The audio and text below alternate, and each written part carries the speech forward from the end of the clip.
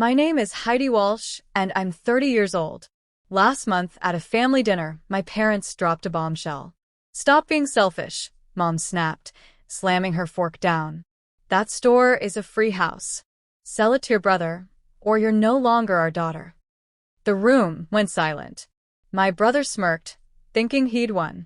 The store, worth $700,000, was my late husband's legacy. They assumed I'd cave under their threats.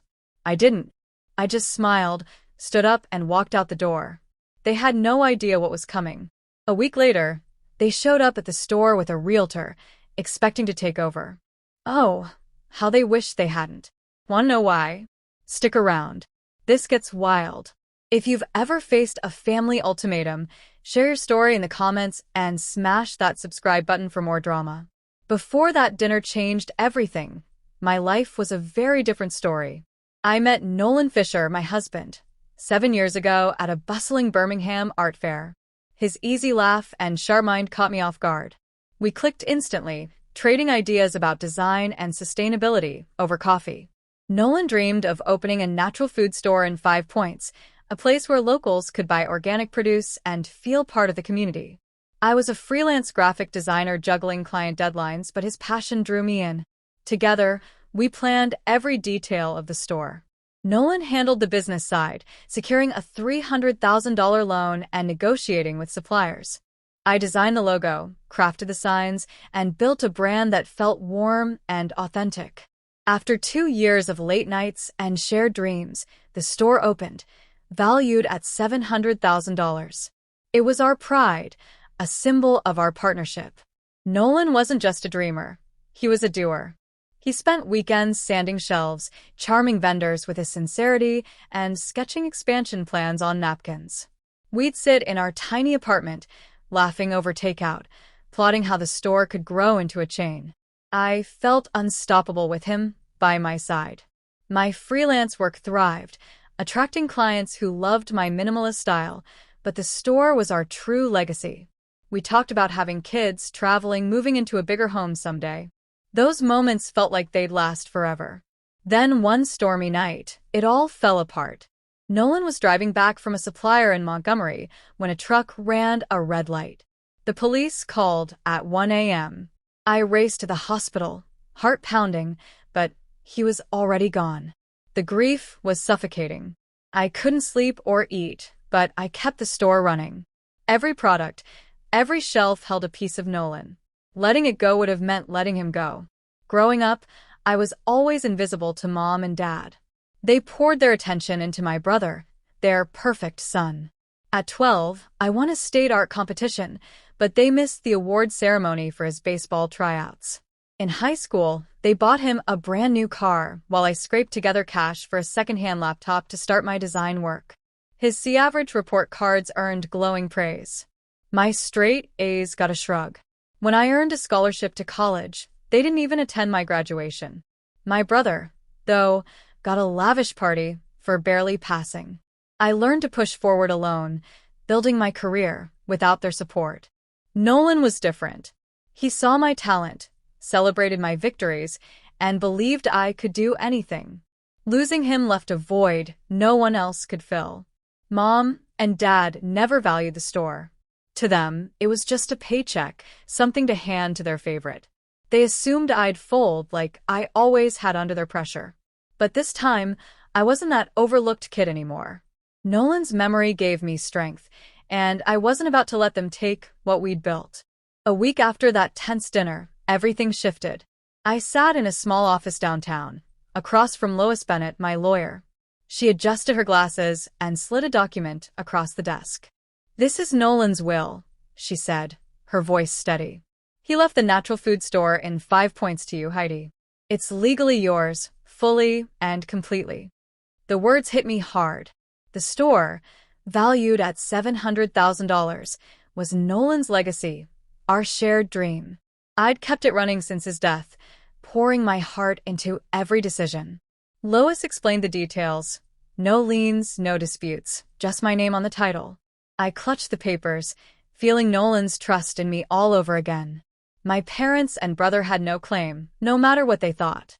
2 days later, Mom and Dad showed up at my apartment unannounced. The doorbell rang, and I opened it to find them standing there, arms crossed. Mom didn't waste time.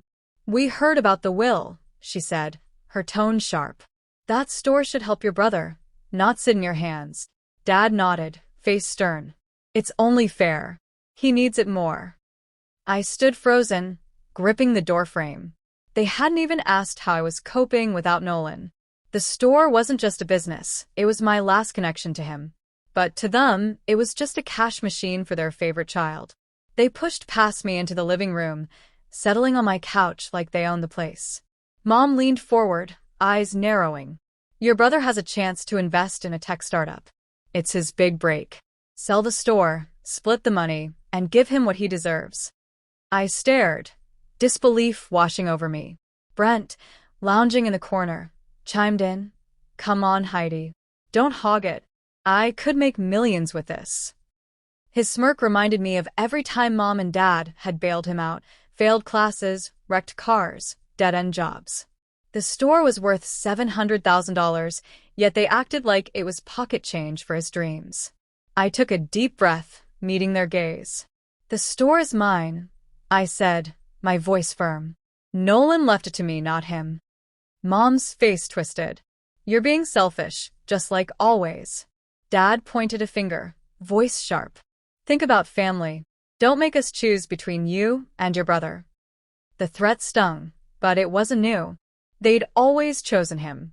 When I was 15, they paid for his summer camp while I worked part-time to afford art supplies.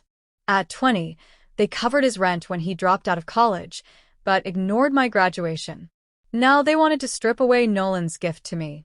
I shook my head, my resolve hardening. "I'm not selling." Mom scoffed, grabbing her purse. "You'll regret this, Heidi." Dad followed her out, his silence louder than words. Brent lingered, tossing one final jab. "You're making a big mistake." I closed the door behind them, hands trembling. Their words echoed years of being overlooked. But this time, I wasn't backing down. The store was more than money. It was Nolan's belief in me, something they'd never understand. Lois had warned me they might push harder. She'd seen families fracture over less. "Stay strong," she'd said, handing me her card. "Call if they try anything." I tucked it away, knowing I'd need her soon. My parents thought they could bully me into submission, but I was already planning my next move. The store was mine, and I'd protect it no matter what they threw at me. The air felt heavier after their visit, but I wasn't prepared for what came next. Mom didn't let my refusal stop her. By Monday, whispers started spreading through our small Birmingham community. I got a call from Mrs. Larson, our old neighbor, her voice dripping with judgment. "Heidi, I heard you're keeping that store all to yourself. Your brother needs help, you know." I mumbled a response, stunned. She barely knew me anymore, yet she spoke like I'd betrayed the family. Later that day, a text from my cousin Jenna popped up. "Why won't you share the store's money? Brent deserves a chance." I stared at my phone, stomach twisting. Mom had reached her too. The rumors were relentless. Heidi's selfish. Heidi's greedy. Heidi's turning her back on family. Each word stung, painting me as the villain in a story I didn't write. By Wednesday, my inbox was flooded. Friends of Mom and Dad, people I hadn't spoken to in years, sent messages urging me to do the right thing. One email from Aunt Carla cut particularly deep. "Your parents raised you better than this. That store could set your brother up for life." I deleted it, hands shaking. Even my old high school teacher, Mrs. Grant, called. Her tone was soft but pointed. "Family comes first, Heidi. Don't let money tear you apart." I hung up, feeling the walls closing in. The store, worth $700,000, wasn't just Nolan's legacy anymore. It was a weapon being used against me. Everywhere I turned, someone had an opinion, each echoing Mom's narrative. I felt like I was drowning in their judgment. The worst came on Thursday at a local coffee shop. I ran into Sarah, a family friend who used to babysit me. She pulled me aside, face tight with concern. "Heidi, everyone's talking. They say you're hoarding that store despite your brother. Is it true?" I forced a smile, muttering it was complicated, but her frown told me she'd already made up her mind. I left my coffee untouched, chest tight. The community I'd grown up in, the one Nolan and I had built the store for, was turning its back on me. I stopped answering calls, letting them go to voicemail. Messages piled up, 10, then 20, each one a variation of the same guilt trip. I felt isolated, like I'd been cast out of my own life. But not everyone bought into the rumors. Mara Reed, my best friend, showed up at my apartment that night with takeout and a fierce look in her eyes. "Don't let them get to you," she said, tossing her bag on the couch. "Your mom's spinning lies to wear you down." Mara had known me since college, back when I was scraping by on scholarships while Mom and Dad funded Brent's every whim. She'd seen how they dismissed my achievements, how they left me to fend for myself. "That store is yours," she said, her voice firm. "Nolan wanted you to have it. Don't let them guilt you into giving it up." Her words were a lifeline, pulling me back from the edge. We spent hours talking, her support reminding me I wasn't alone. Mara's encouragement sparked an idea. I couldn't keep fighting this battle on their terms. The store was mine, but Mom and Dad wouldn't stop until they'd turned everyone against me. I needed a way out, one that would protect Nolan's legacy and shut them down for good. That's when I thought of Spencer Cole, my brother's boss. I'd known Spencer since high school. Sharp, ambitious, always a natural at business. Brent worked for his tech startup, though he barely showed up half the time. I dug through old contacts and found Spencer's number. Late that night, I sent him a message. "Interested in a business deal? It's about the store." He replied within minutes. Curious, cautious. "Let's meet." I didn't tell Mara, not yet. This had to stay quiet. The next day, I met Spencer at a diner across town. He leaned back in the booth, suit crisp despite the late hour. "What's this about, Heidi?" he asked, sipping his coffee. I took a deep breath and laid it all out. The store, its value, my family's pressure. I didn't mention Brent by name, but Spencer knew. "I want to sell," I said, voice steady. "But on my terms. I'd lease back the upstairs for my design studio." He raised an eyebrow, intrigued. We discussed numbers, logistics, timelines. By the end, he was nodding. "I'll have my lawyer draw up an offer," he said. I left the diner feeling lighter, like I'd taken back control. Mom and Dad thought their whispers and guilt trips could break me. They didn't know I was already one step ahead. Spencer's offer was my secret weapon, a way to keep the store's heart while cutting their leverage. I just had to hold on until the deal was done. The plan was in motion, and I was ready for their final push. On a crisp Friday morning, I was restocking shelves when the bell above the door chimed. Mom and Dad stormed in, faces set with determination. Behind them trailed Brent, smug, and Doris Clark, a local realtor, clipboard tucked under her arm. I straightened up, wiping my hands on my apron. Mom didn't bother with pleasantries. "We're here to settle this," she declared, her voice cutting through the quiet store. "Doris has a buyer ready. You need to sign the papers today." Dad's jaw was tight. "Enough games, Heidi. It's time to do what's right for your brother." I glanced at Doris, pen poised over a stack of documents. The store, worth $700,000, was their target, and they thought they had me cornered. Brent stepped forward, confidence dripping. "I've got big plans for that money. My startup's about to take off. You don't even care about this place." His words stung, but I kept my face neutral. They assumed I'd buckle under pressure, just like always.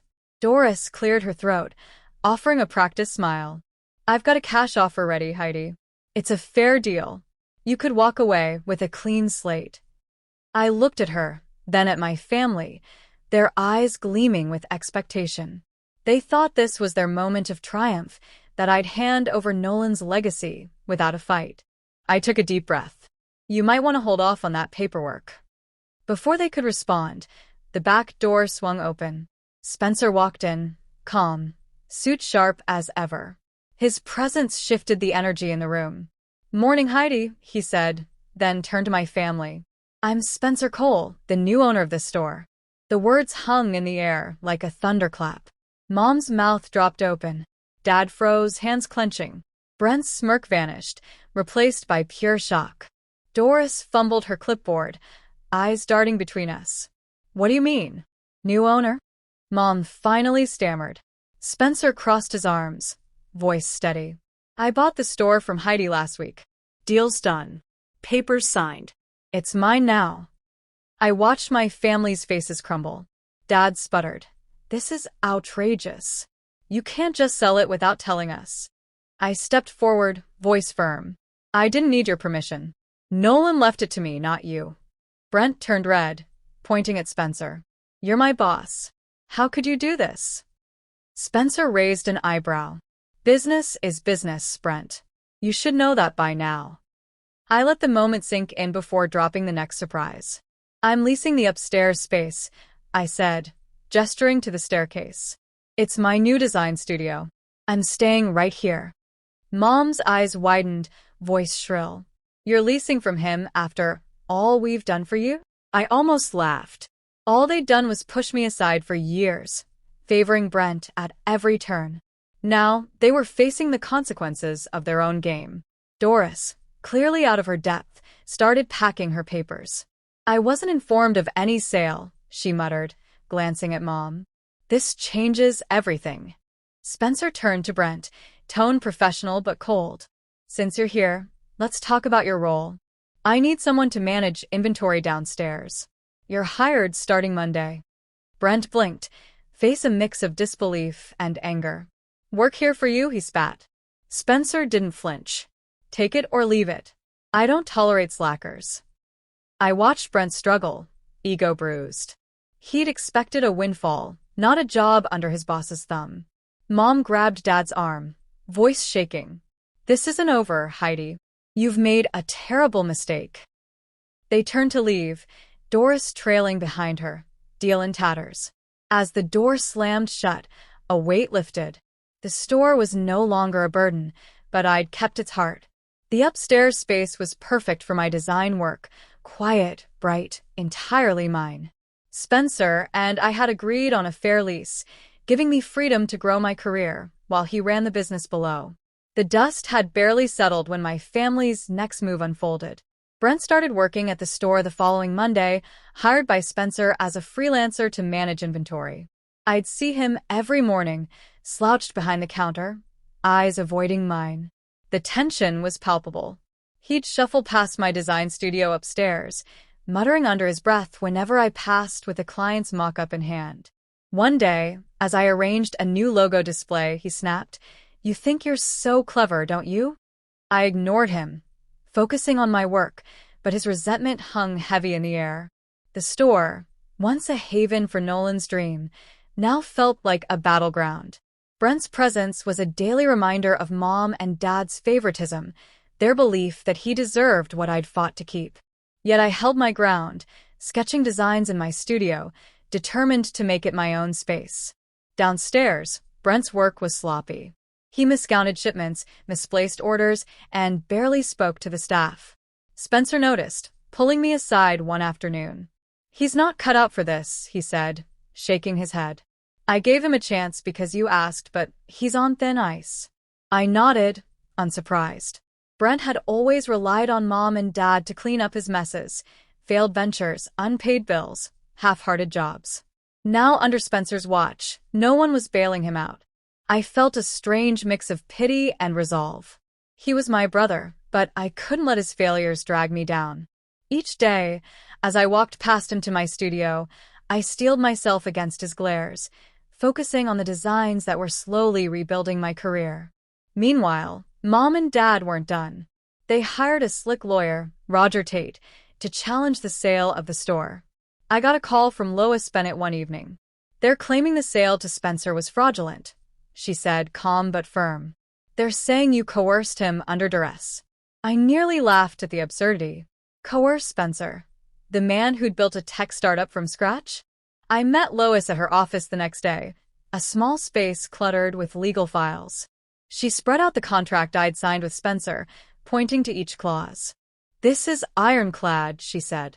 "The sale was notarized, witnessed, and filed properly. They don't have a case." Relief washed over me.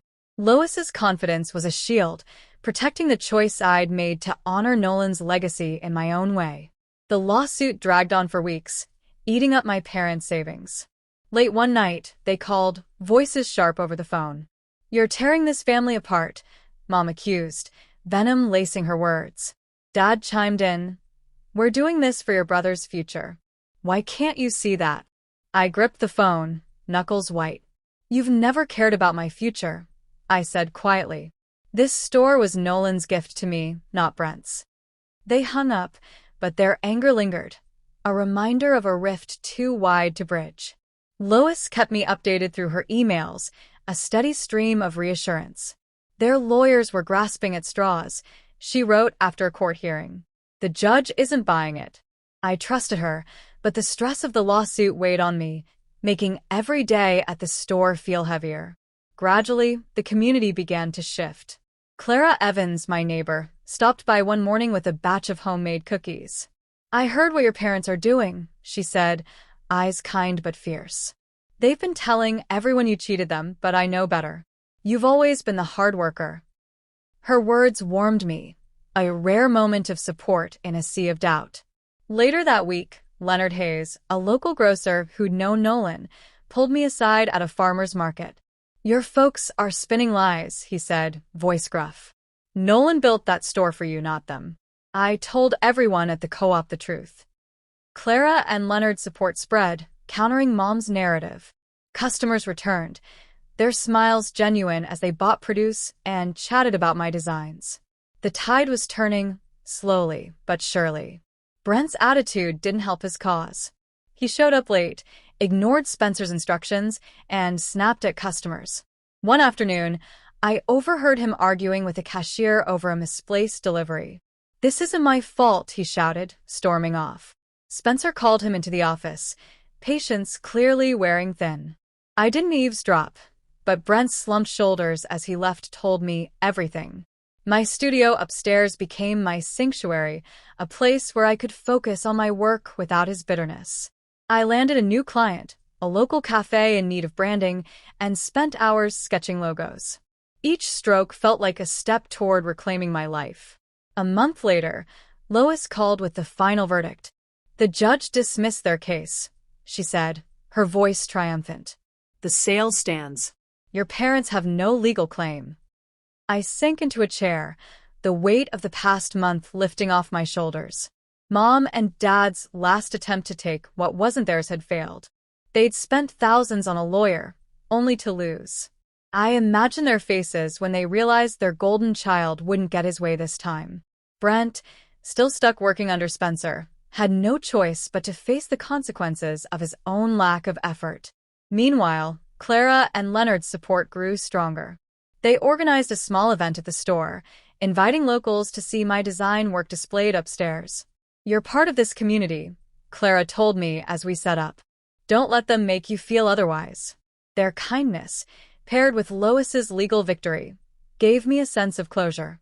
I'd protected Nolan's legacy, not by clinging to the store, but by carving out my own path. Brent's daily presence was a challenge, but I was stronger than his resentment. The store was no longer mine, but my studio was, and it was thriving. Brent's tenure at the store didn't last long. By the end of the second month, his carelessness had reached a breaking point. Spencer called him into the office one rainy afternoon, his face stern. I wasn't there, but the cashier, Emily, overheard through the thin walls. "Brent, you botched another inventory count, costing the store thousands in misplaced stock," Spencer said, his voice firm. "You're done. I can't afford your mistakes." Brent stormed out, face flushed with anger, tossing his apron on the counter. He didn't look at me as he left, but I felt a quiet relief. His failure wasn't my burden anymore. Spencer later confirmed it. "I gave him a fair shot, Heidi. He blew it." Brent's contract was terminated, leaving him without the job he'd resented from the start. The fallout hit Mom and Dad hard. They'd pinned their hopes on Brent, believing the store's sale would fund his dreams. Now, with him jobless again, their frustration boiled over. I heard through Clara that they were selling their house in Birmingham. "They're moving to Georgia," she told me one evening, her voice low. Some small town where your aunt lives. They're done with this place. I nodded, unsurprised. Mom and Dad hadn't spoken to me since the lawsuit failed. Their last text, a curt message from Mom, read, "You've made your choice." I didn't respond. Their silence was their final act of rejection, but it no longer stung. They'd chosen Brent over me for years, and now they were leaving, chasing another chance to fix his life.